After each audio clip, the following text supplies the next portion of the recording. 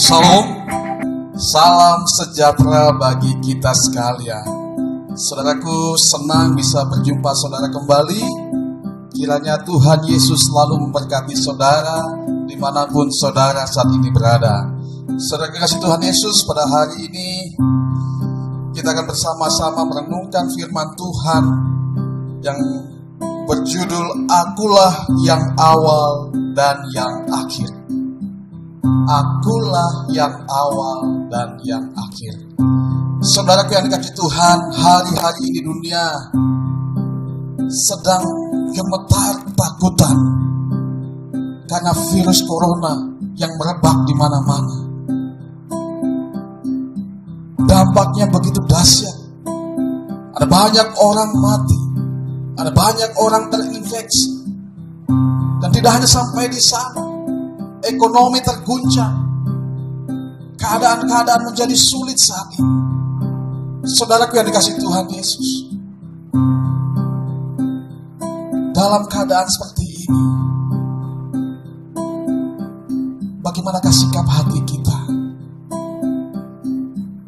Apakah kita juga akan mengalami ketakutan, kecemasan?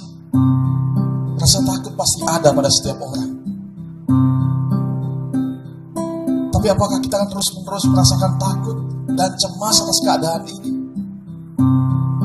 Saudara yang kasih Tuhan Yesus, dengan tema hari ini kita akan merenungkan suatu firman Tuhan yang kiranya dapat menguatkan kita sebagai orang yang percaya kepada Tuhan Yesus.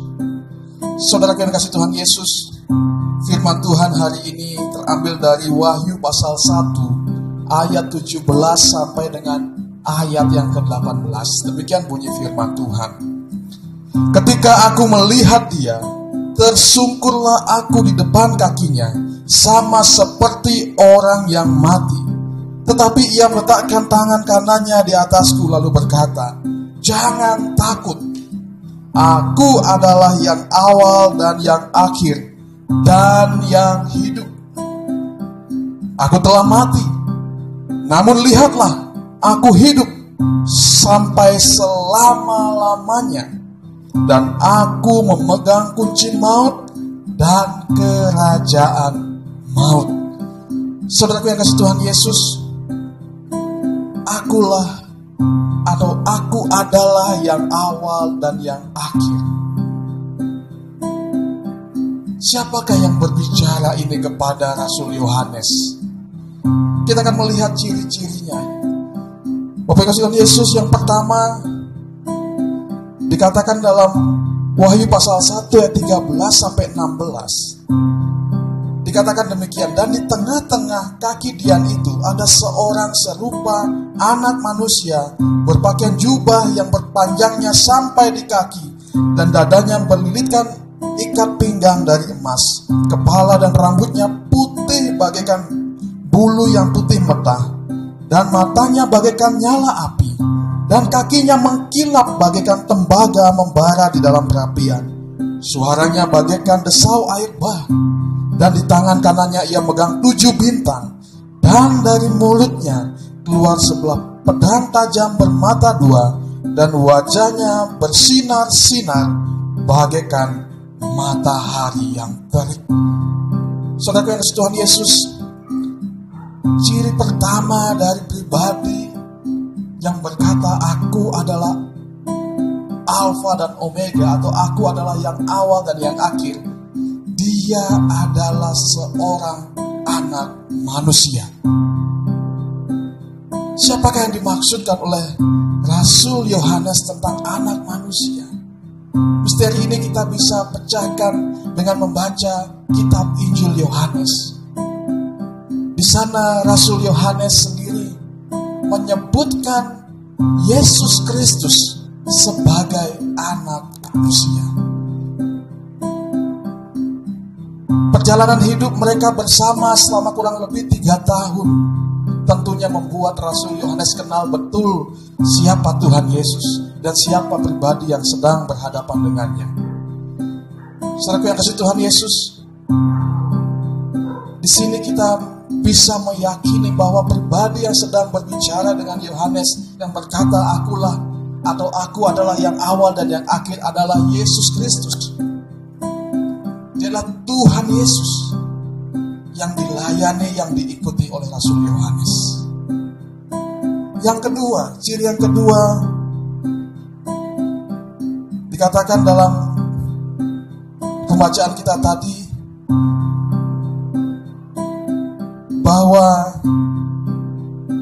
dia adalah atau aku telah mati, namun lihatlah aku hidup. Di sini kita melihat ciri yang kedua adalah dia pribadi yang telah mati namun hidup kembali. Siapakah pribadi itu? Pribadi itu jelas berbicara tentang Yesus Kristus yang mati di atas kayu salib untuk menebus segala dosa manusia. Tetapi pada hari yang ketiga dia bangkit dari antara orang mati. Saudara Tuhan Yesus. Inilah dua ciri yang ditunjukkan dalam pembacaan dari Wahyu pasal yang pertama tadi. Pribadi yang berdiri, yang berbicara dengan Rasul Yohanes adalah Yesus Kristus yang telah mati dan bangkit kembali. Apa yang dikatakan oleh Tuhan Yesus kepada Yohanes? Pesan yang dikatakannya, tadi kita melihat di dalam pembacaan tadi, dia berkata kepada Rasul Yohanes, ya. Dia berkata kepada Yohanes demikian, jangan takut. Saudara Tuhan Yesus, saat itu Rasul Yohanes sedang dilanda ketakutan karena memang situasi yang luar biasa. Yang pertama tentu karena penganiayaan yang hebat yang terjadi atas orang-orang yang percaya, dan dengan demikian menyebabkan keadaan-keadaan yang begitu sulit bagi orang percaya di masa itu. Tetapi yang kedua yang membuat Yohanes takut adalah karena dia berhadapan dengan sesosok pribadi yang agung, yang luar biasa seperti yang kita sudah baca tadi. Pribadi yang penuh dengan kemuliaan yang luar biasa, yang bersinar, dan dia membawa pedang yang keluar dari dalam mulutnya. Hal ini membuat Rasul Yohanes takut, dan dia tersungkur seperti orang yang mati. Hal ini menunjukkan ketakutan yang luar biasa. Tetapi dalam pembacaan tadi kita melihat bahwa Tuhan Yesus atau pribadi yang berkata, aku adalah yang awal dan yang akhir, itu berkata kepada Rasul Yohanes, jangan takut.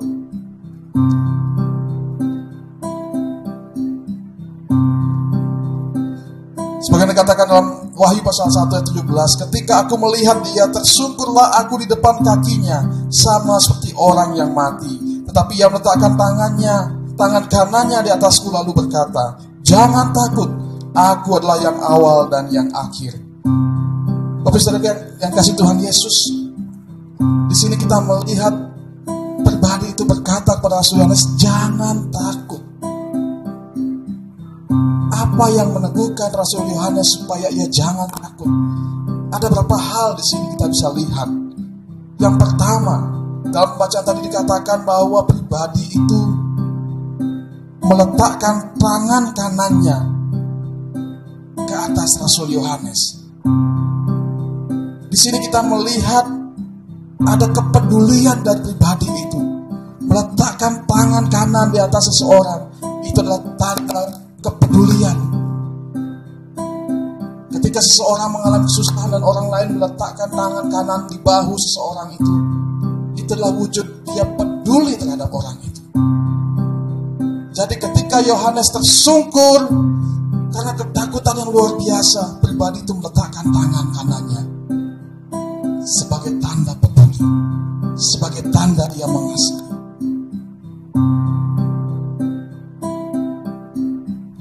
Dan yang kedua,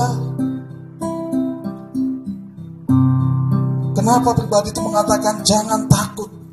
Yang pertama tadi karena dia peduli. Yang kedua karena ia hidup. Dalam Wahyu pasal 1 ayat 18 dikatakan, dan yang hidup Aku telah mati, namun lihatlah, aku hidup sampai selama-lamanya. Apa yang meneguhkan Yohanes supaya ia jangan takut?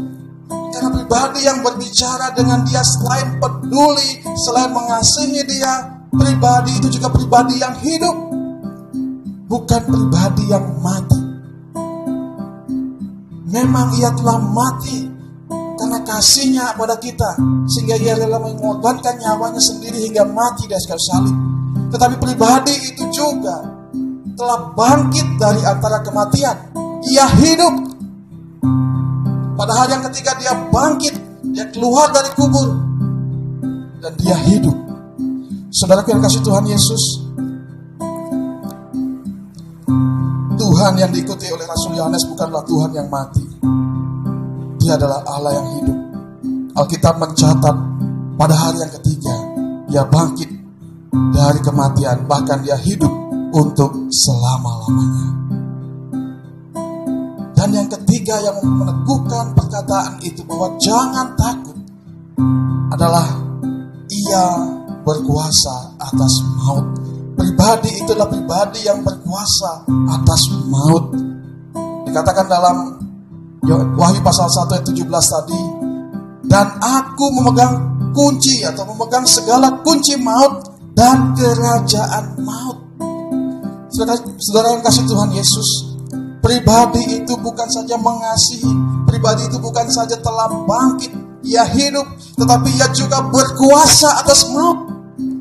Ia telah menang atas maut, dia telah mengalahkan maut.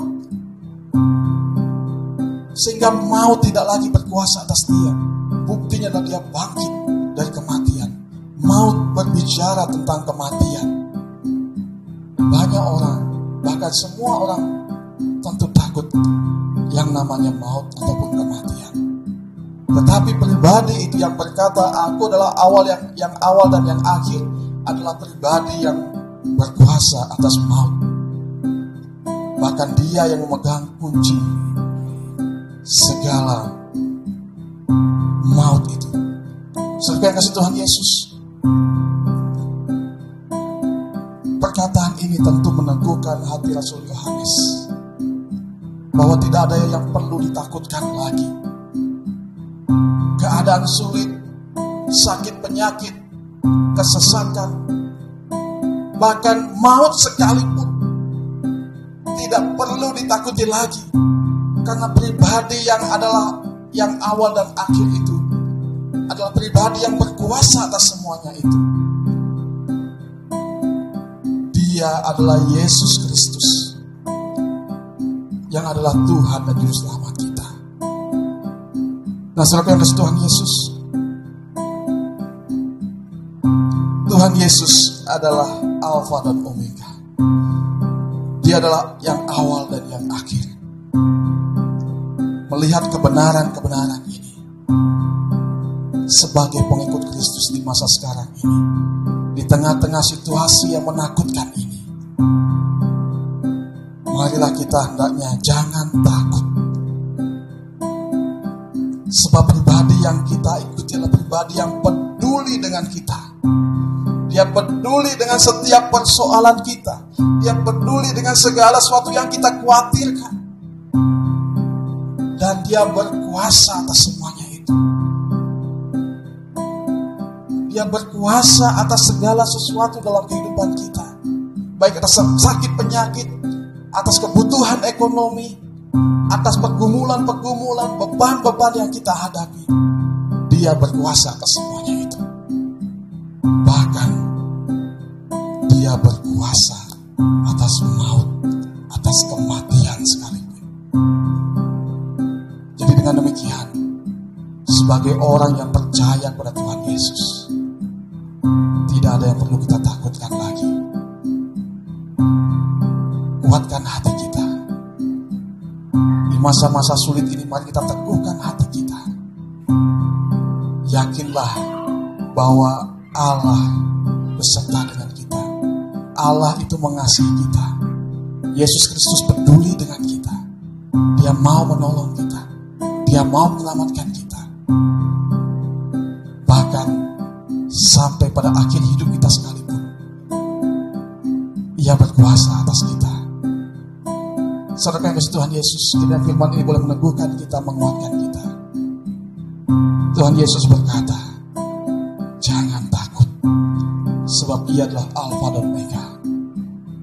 Dia adalah yang awal dan yang akhir, bahkan Dia hidup. Tuhan kita bukan Tuhan yang mati, melainkan Tuhan yang hidup. Dan Dia berkuasa untuk menolong kita. Bahkan Dia berkuasa atas segala sesuatu, bahkan atas kematian sekalipun. Kiranya Tuhan Yesus memberkati kita sekalian. Amin.